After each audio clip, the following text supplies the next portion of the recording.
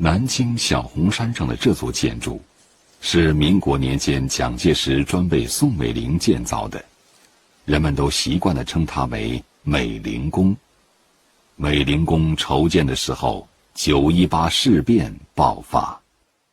事发当天，蒋介石亲率要员往江西剿共去了。南京政府接到东北消息后，乱作一团，一面向日方提出抗议，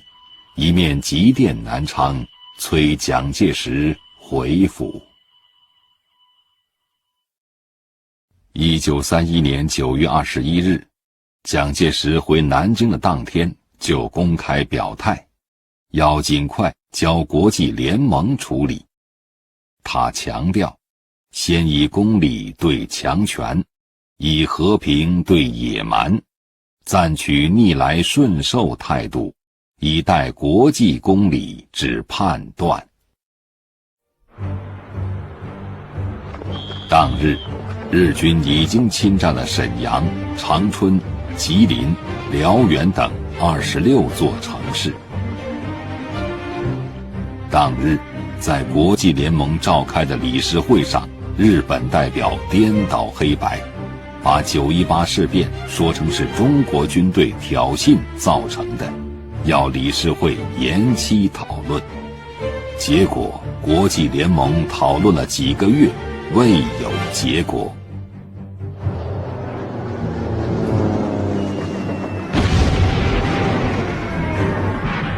1932年1月，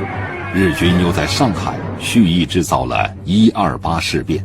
向闸北中国驻军发起进攻，并再次获胜。等到国际联盟派出的里顿调查团到达沈阳的时候，已经是第2年的4月。为了抢在调查团到来之前造成东北独立的既定事实，日本还一手制造了伪满洲国的成立。又过了1年，等到国际联盟把调查报告公布于世，宣布不承认伪满洲国时，生米已做成熟饭，日军已经闯过了山海关。Japan, however, finds it impossible to accept the report. 日本代表松冈洋右对国际联盟的调查报告根本就不屑一顾，他当场宣布日本退出国际联盟，态度十分傲慢。所谓的公理就这样被侵略者的强权击溃了。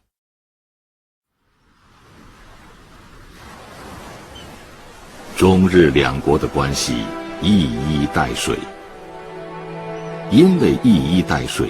联系方便，影响也方便。因为一衣带水，日本掠夺中国方便，侵略中国也方便。认识一部近代中国的苦难辉煌史，如果脱离了对日本的了解，便不可能观其全貌。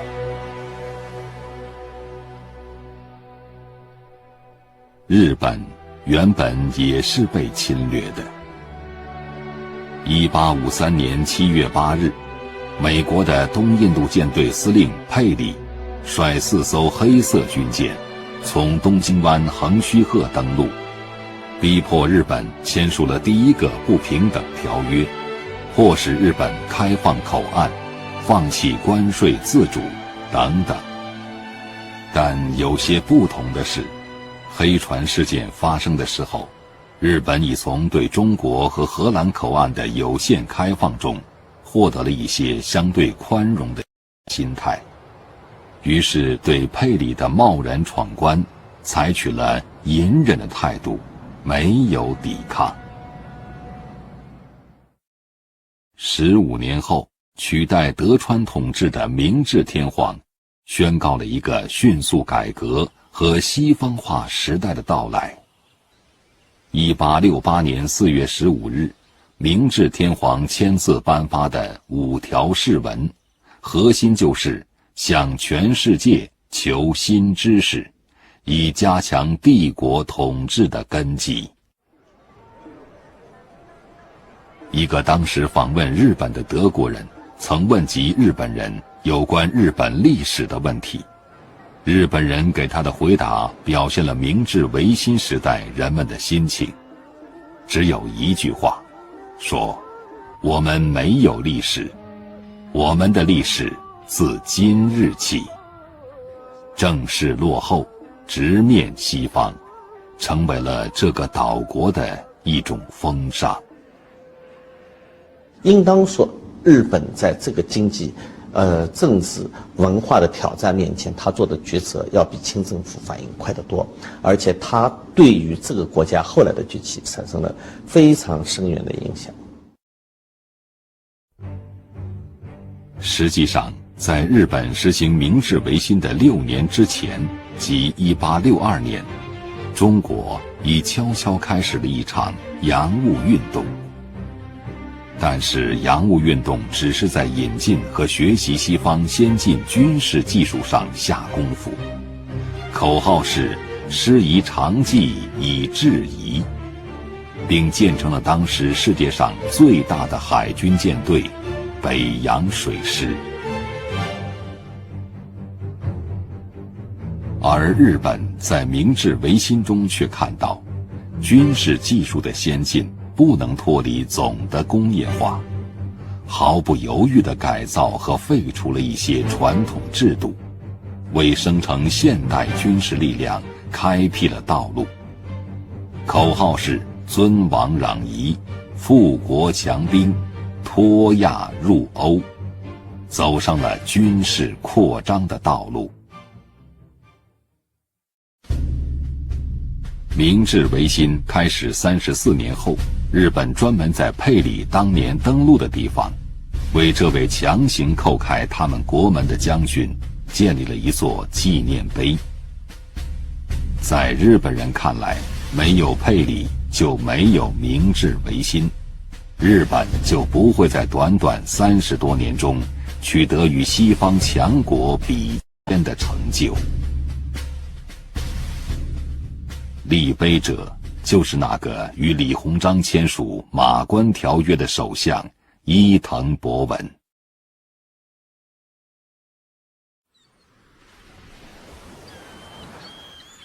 李鸿章签署《马关条约》时走过的路，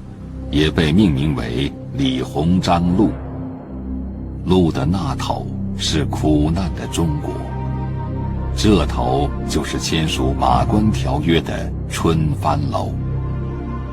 120年前，丧权辱国的耻辱就发生在这间房子里。我们知道，甲午再办以后，在《马关条约》上是日本的首相伊藤博文逼迫李鸿章，那些场面是非常，到现在都觉得非常痛心。马关条约使日本收获巨大，中国承认日本对朝鲜的控制，中国被迫割让辽东半岛、台湾及包括钓鱼岛在内的所有附属岛屿，澎湖列岛，赔款2亿两白银等。直到抗战后，马关条约被废除，中国收回被割让出去的岛屿。2亿两的库布金，在当时对日本来说，相当于他4年半的国家财政收入，然后加上三国干涉还辽，就把辽东半岛还给中国，又追加了3000万两。日本非常著名的叫井上，他自己就讲了，他说我们做梦都没有想到会这样源源不断的留下这么样多的金钱。所以呢，就刺激了日本国内各个方面大大的发展了。甲午战败，马关条约让中国人痛定思痛，终于认识到不是气不如人，而是志不如人，并在戊戌变法失败后，形成了一股留学东洋的潮流，一发而不可收。第一批留学日本的有保皇党人康有为、梁启超等。第二批留学日本的有革命党人孙中山、黄兴、宋教仁等。第三批留学日本的有后来的共产党人李大钊、陈独秀、彭湃、周恩来、王若飞等。明治维新后的日本成了各种新思想的集散地，在一大批先进知识分子的努力下，马克思的著作也被翻译引进到日本，并获得了传播。1905年，孙中山在东京成立同盟会之后，这些最新的理论著作便吸引了同盟会会员的目光。1906年1月，同盟会会员朱执信把日文《共产党宣言》转译成了中文，共产党一词第一次在中国书刊上出现了。据日本作家野间宏回忆，1960年他率文学家代表团访华时，毛泽东曾对他说：“马克思的著作我们是从日本得到手的。”毛泽东还说，他本人早年就阅读过日本学者河上照的《政治经济学大纲》，对这本书印象很深。但是，向中国输出了先进思想的日本，却没有走上中国式的革命道路。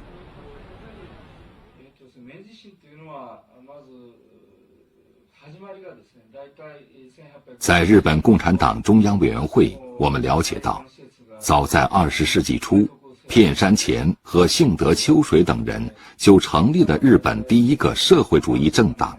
宣言提出彻底废除阶级制度，用社会主义解决劳动问题。但是该党只存在了一天。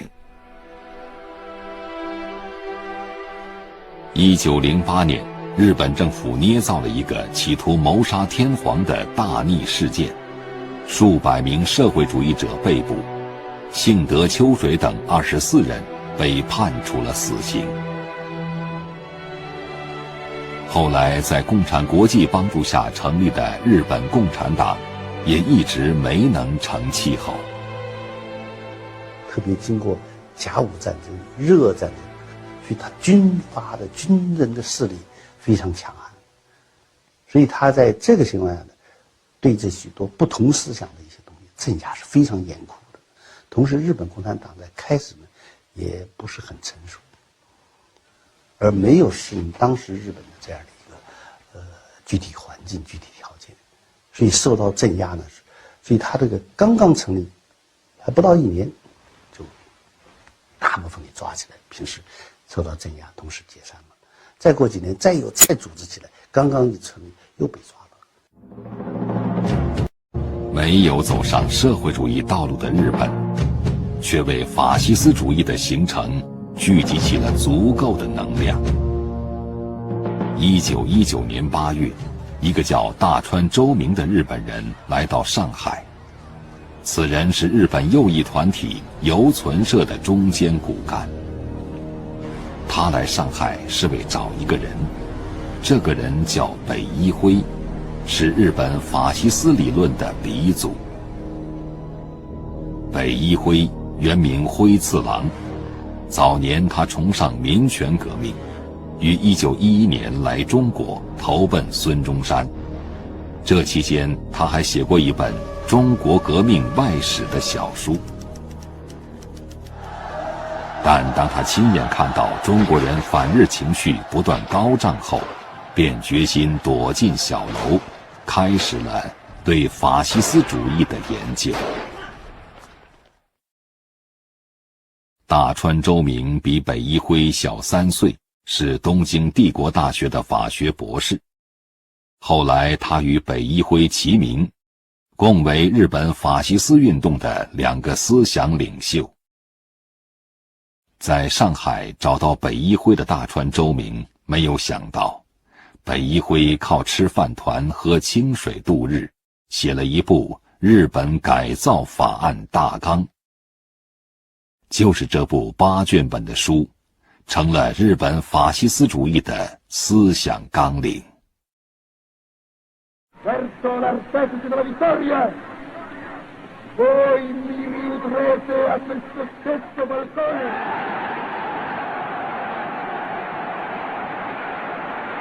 第一次世界大战结束后的1995年，是世界法西斯运动收获颇丰的一年。同年5月，墨索里尼在意大利组织战斗的意大利法西斯。同年9月，希特勒在德国加入纳粹党的前身德国工人党。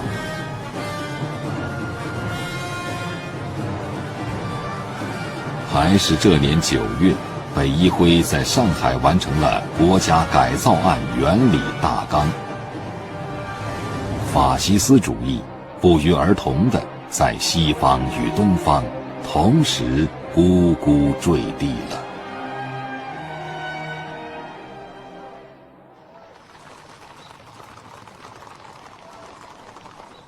第一次世界大战结束后，列强都担心在争夺中国这块肥肉时，可能引发新的世界大战。出于这种考虑，1921年11月，在华盛顿召开的9国会议达成的9国公约规定，在各国尊重中国主权、保全其领土完整的前提下，中国要对各国给予均等的机会。这本来是一个利益均沾、互相妥协的产物。在这次会上，日本原敬内阁宣布收回了21条中的部分不平等条约，交还青岛等德国前殖民地，对中国做一些让步。但这一举动立即引来日本国内强硬派的强烈反对，纷纷指责原敬内阁软弱卖国。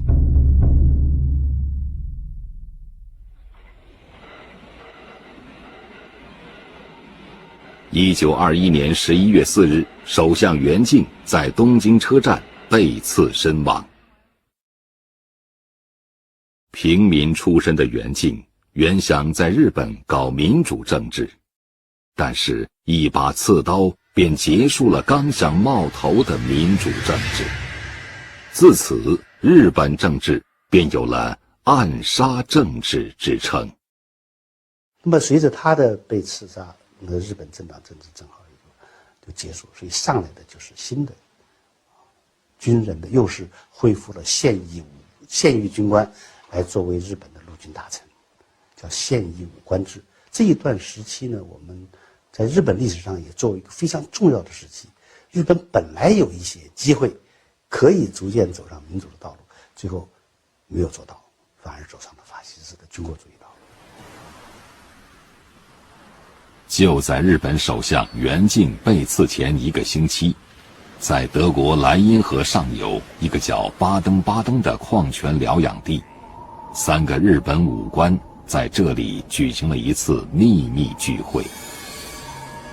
他们就是任何一本研究近代日本军事史的著作中都要提到的永田铁山、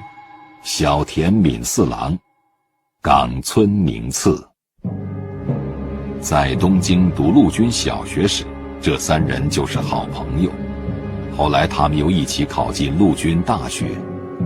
在巴登巴登聚会的时候，他们的军衔都还是少佐，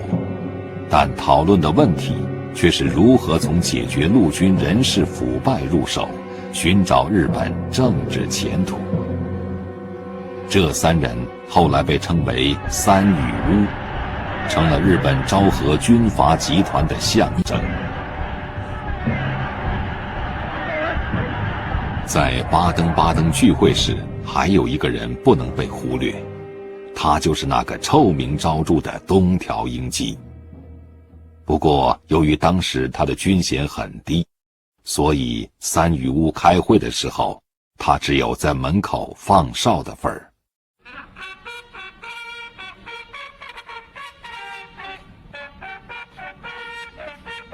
巴登聚会的1921年10月27日，被视为昭和军阀诞生的第一天。由三雨屋提出名单建立的昭和军阀集团中的10多人，后来都成了日本军界的重要人物，是日本发动侵略战争的主要战犯。他们中就有侵华日军总司令冈村宁次，日本头号战犯战时内阁首相东条英机，日军参谋总长梅津美治郎，侵华日军华中方面军司令官南京大屠杀的要犯松井石根，南京大屠杀中最惨无人道的刽子手第16师团师团长中岛今朝吾，侵华日军第10师团师团长，与中国军队在台儿庄血战的矶谷廉介，华北方面军司令下村定，还有那个被称为马来之虎的驻菲律宾司令山下奉文，陆军大学校长小田敏四郎，陆军军务局长永田铁山，内阁录相中村小太郎。他们张开的黑色翅膀，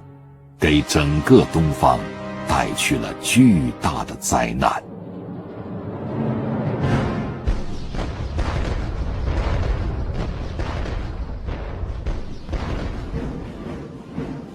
三雨屋的巨大能量与日本皇室紧密相连。1921年第一次出访欧洲的皇太子裕仁，在历时半年的旅行中收获巨大。他在不经意间做的2件事影响了后来。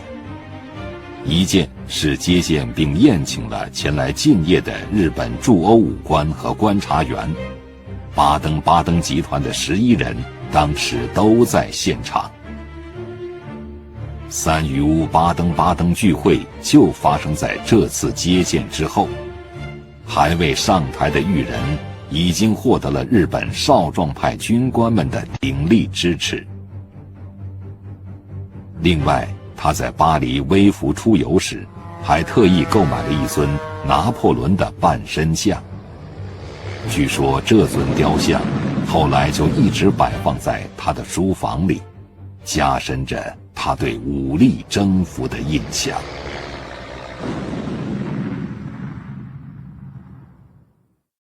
裕仁从童年时就开始接受严格的军事教育。明治天皇钦点，让在日俄战争中立功的陆军大将乃木希典做他的老师。严格的军事教育让裕仁养成了终身不改的军人秉性。他爱穿军服，在公开场合经常纹丝不动地站立着，威严庄重，不苟言笑。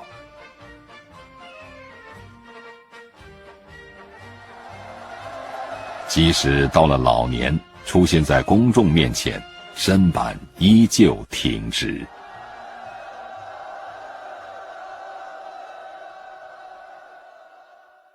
1912年7月30日，在日本历史上享有盛名的明治天皇去世，享年60岁。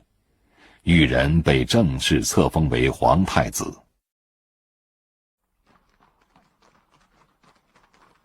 当送葬的队伍从皇宫出发，乃木希典回到家中，与夫人一起沐浴洁身，穿上崭新的白色和服，在明治天皇的画像前跪下，同时用刀结束了自己的生命。乃木希典之死对少年裕仁震动极大。据说当他得知这一消息后，呆若木鸡，表情平静得可怕。2天前最后一次来看他的乃木希典对他说的最后一句话是：您现在是皇太子了，又是陆海军中最年轻的军官和全国未来的总司令，恳求您要恪守军人的本分，为自己和日本好自为之。1921年11月25日，20岁的裕仁从欧洲游历回国不久，便代替病中的大正天皇就任摄政，接管了这个拥有5600万人口、发展速度走在世界前列的国家，开始了他长达50多年的统治。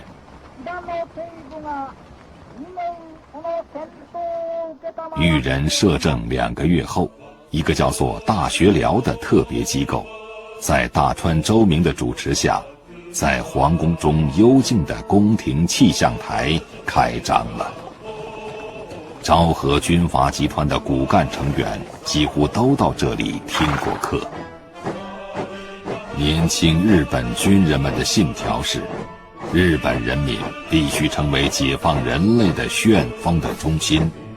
日本民族注定要完成世界的革命化。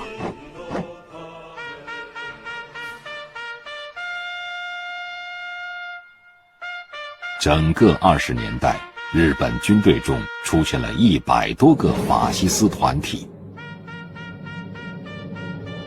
打着革命与解放的旗号，一头法西斯怪物在世界的东方出笼了。他的第一个目标就是中国。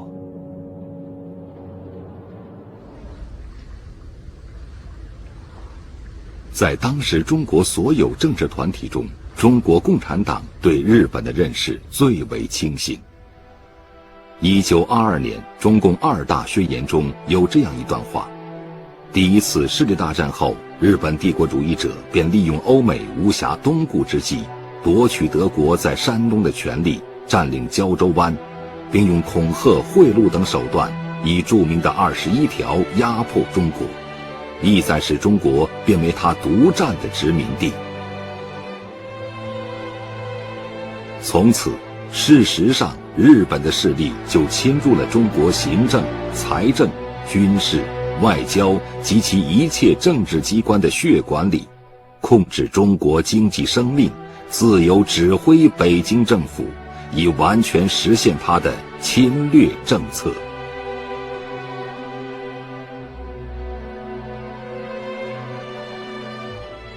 在北伐战争开始的前夜，中共4大又进一步指出，日本在这次战争中比别国更会利用机会，他们企图以保护者的地位，以所谓的大亚细亚主义和亚洲人的亚洲的口号，掩饰自己强盗的行为。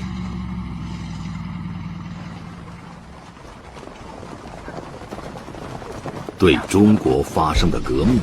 全世界没有哪一个国家像日那样高度关注。中国共产党的主张引起了日本军国主义分子的不安。这里我们要讲起一个人，他就是田中义一。1927年初，曾担任过参谋次长的政友会总裁田中义一受命组阁。个人历史与日本陆军紧紧相连的田中义一，是一个积极主张对外扩张的军国主义分子。他一上台就对中国用兵。1928年4月，就是这个田中义一为阻止讨奉军北上，以就地保护侨民为借口，做出第2次出兵山东的决定，制造了骇人听闻的5·3惨案。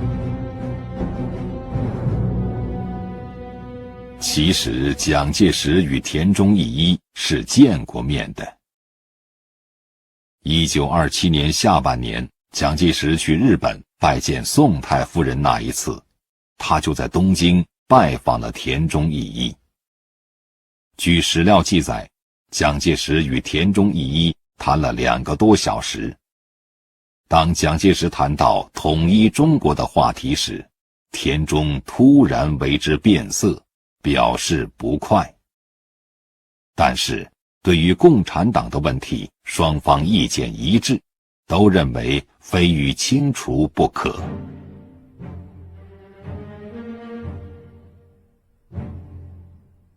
当时日本强占辽东半岛和南满铁路已20多年，辽东已经变成了日本在中国土地上的国中之国，连中国人去大连也要办护照签证。日本在东北负责殖民任务的领事馆已经发展到20多个。日本在抚顺、辽阳、鞍山等地的矿业、冶炼业迅速扩大。南满铁路沿线地域已经被日本占领，正在建设副线。随着矿产资源和农产品源源不断的输出，以及日本商人、侨民的不断增加，南满铁路已经成为客货流量最大的铁路。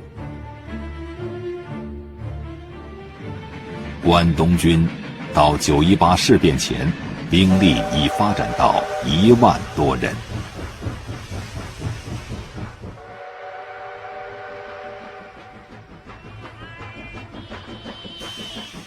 肥得流油的土地，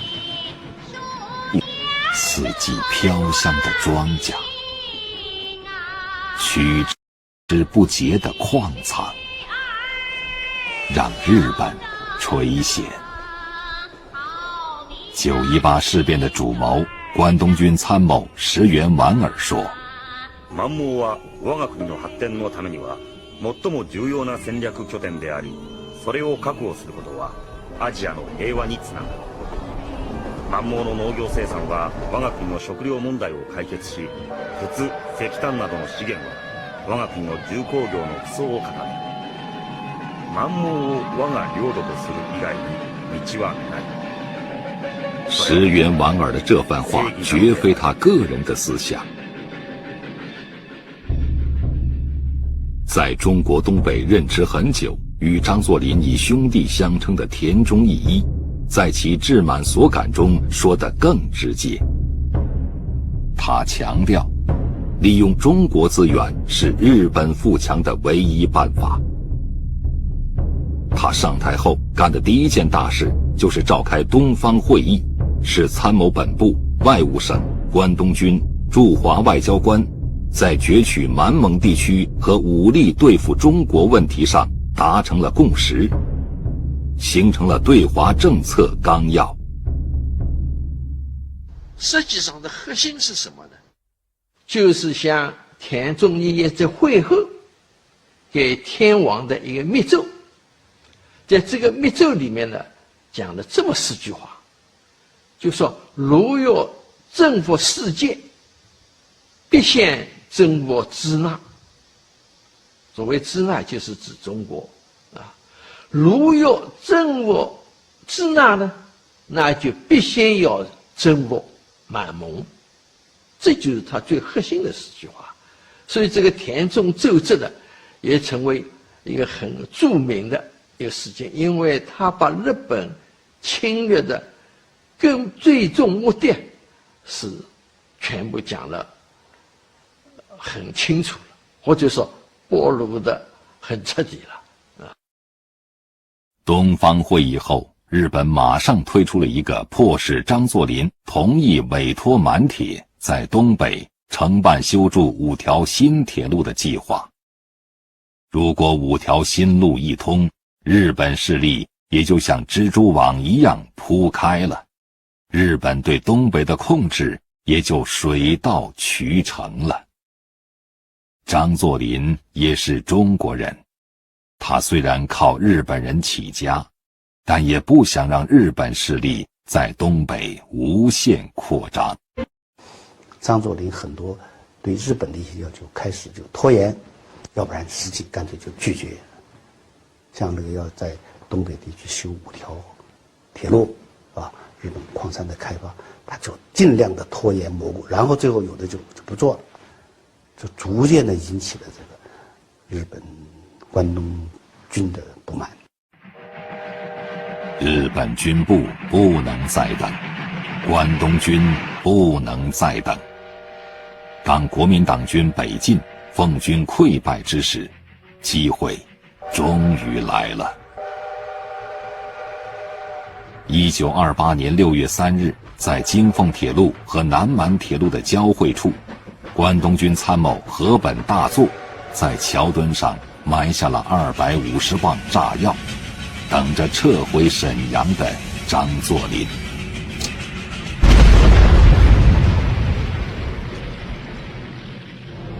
皇姑屯的这声巨响，不单单炸翻了张作霖的专列，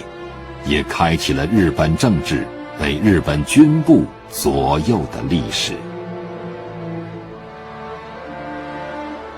据说张作霖咽气前说的最后一句话是：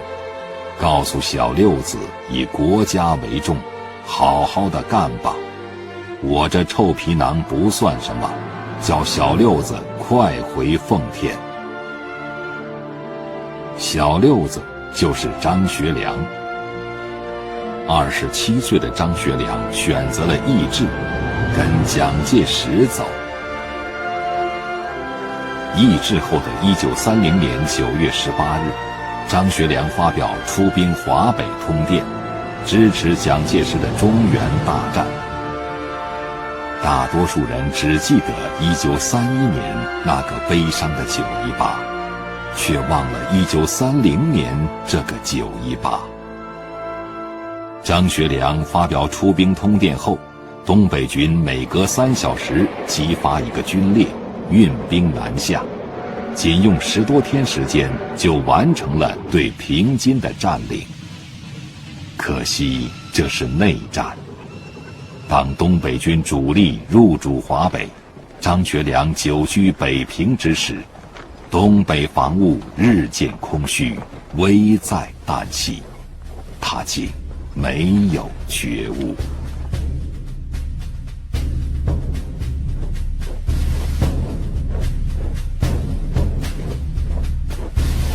几个月后，从日本本土调来的第2师团在辽东登陆。这是一支善于在高寒地区作战的部队。向朝鲜增派的一个师团也布防在了离中朝边境很近的地方。板垣征四郎在第2师团干部会上讲了一段我们中国人今天也应该牢牢记住的话。他说，中国是一个大不相同的国家，一般民众的国家意识是很淡薄的，无论是谁掌握政权，谁掌握军权，这都无碍大局。应该承认，此人对中国研究极深，对长期以来中国一盘散沙的现状了解极深。这就是日本敢于乘虚而入，发动9·18事变，发动淞沪战役，侵略中国的资本。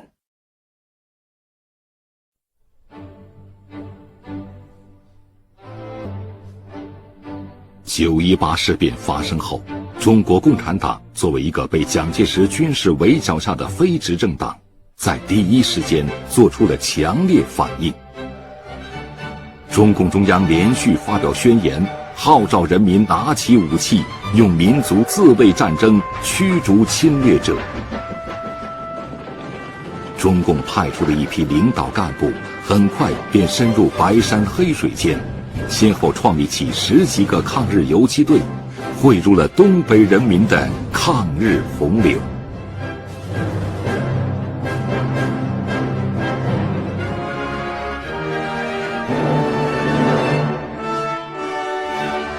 在苏区，红军将士们求战心切，他们渴望着打开北上通路，奔赴抗日前线。毛泽东、朱德、贺龙、彭德怀等红军将领联名发表的告白军士兵兄弟书，揭露蒋介石对红军的围剿，既不能报国，也不能为民，号召白军士兵共同抗日，在国民党围剿军中产生了强烈的反响。